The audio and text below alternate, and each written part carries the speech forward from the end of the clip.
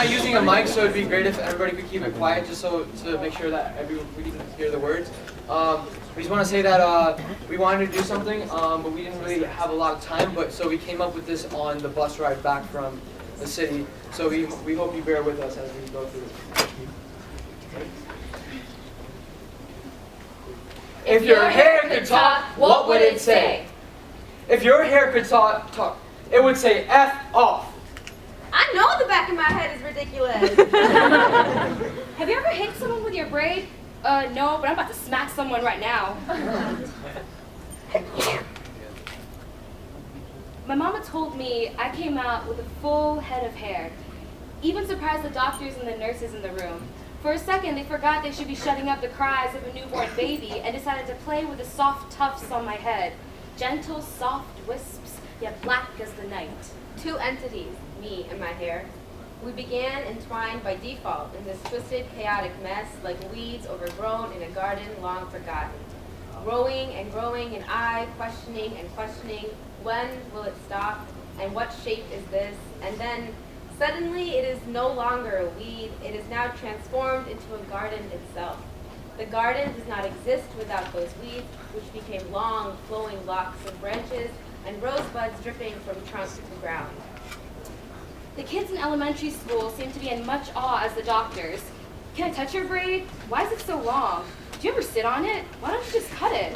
To answer these questions, touch it? No. Why is it so long? Because I've never cut it. And no, I've never sat on it.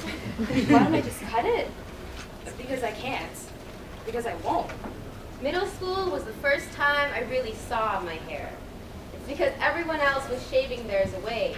What was I supposed to do? The long locks flow from my head as lusciously as Brad Pitt in that movie about the Trojan War. Don't tell anyone, but one time I didn't brush my hair for almost 2 weeks. It's so long, you know, I get lazy.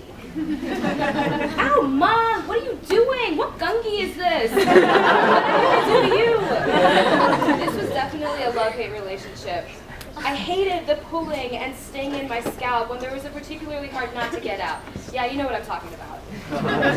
But I loved the feeling of my mother's hands. Oh, the love in her touch. It came like a plague on my face, growing in places unbecoming of a woman. Even my brother noticed at 11.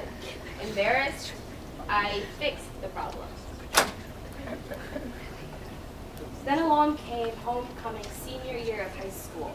I had my purple dress picked out, accessories, earrings, makeup, strappy high heel shoes, nails did, hair did. Or was it?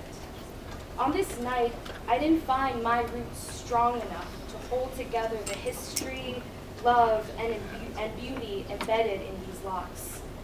The next 2 years were filled with knots and tangles that instead of slowly combing through, I found too easy to cut off.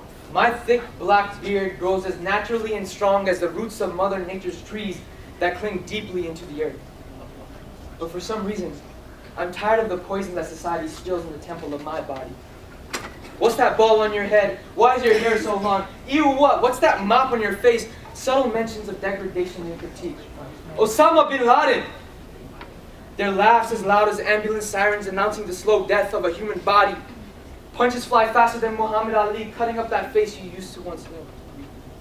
He looks into the mirror, his Dadi in one hand, and Panasonic's anti-sick reaper of death in the other. The waters of the Punjab flow from his eyes and fall onto the floor. Blood of the Gurus, the Panch Pyare, Jali Mukte, and his soul. It comes from an ancestry that values what is given, as is.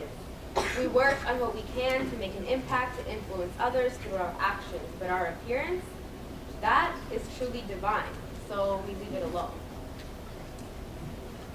If my hair could talk, it would fill my head with stories of my gurus and shaheeds and the sacrifices they made. These locks are rooted into my head, but more so, these locks are rooted into my history. Oh, if my hair could talk, the stories it could tell. I just didn't seem to know how to listen. It's a conversation starter from spectacle for the curiosity and pleasure of people's oogling glances that I've come to appreciate and love, because at least they're not staring at my butt.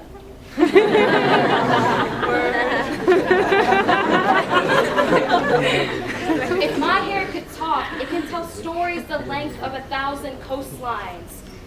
It is my peace, it is my contentment. I am beautiful, it is saying. I am long, I am luscious, I am wanted, I am loved. That tight red dress, custom made for my body, every crevice and curve accounted for. If my hair could talk, what would it say? I whip my hair back and forth.